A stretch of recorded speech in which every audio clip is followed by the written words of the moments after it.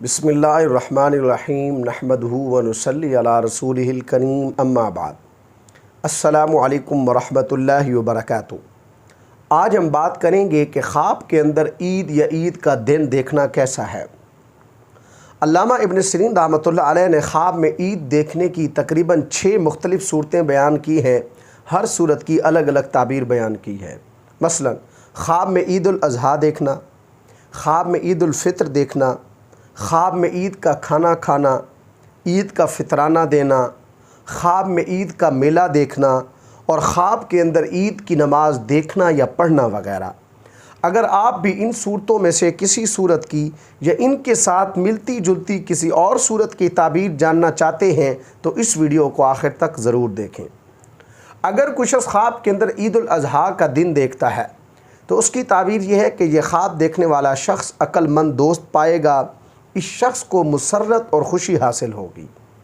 اگر کوئی شخص خواب کے اندر عید الفطر کا دن دیکھتا ہے تو اس کی تعبیر یہ ہے کہ یہ خواب دیکھنے والا شخص کسی نیک آدمی سے فیض حاصل کرے گا، یہ شخص دین میں کامل ہوگا۔ اگر کوئی شخص خواب کے اندر عید کا طعام یعنی کھانا کھاتا ہے تو اس کی تعبیر یہ ہے کہ اس خواب دیکھنے والے شخص کو نعمت اور برکت حاصل ہوگی، یہ شخص خوشخبری پائے گا، اس شخص کو ترقی ملے گی۔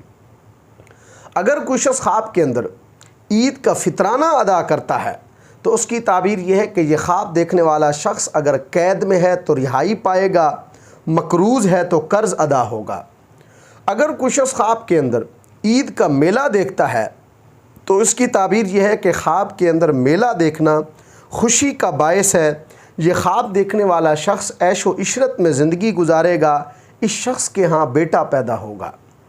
اگر کوئی شخص خواب کے اندر عید کی نماز پڑھتا ہے یا عید کی نماز کا اجتماع دیکھتا ہے تو اس کی تعبیر یہ ہے کہ مسلمانوں کے درمیان محبت پیدا ہوگی، اسلام ترقی کرے گا۔ اللہ تبارک و تعالی سے دعا ہے کہ ہمارے لیے ہمارے خوابوں کو باعث رحمت اور برکت بنائیں۔ السلام علیکم ورحمۃ اللہ وبرکاتہ۔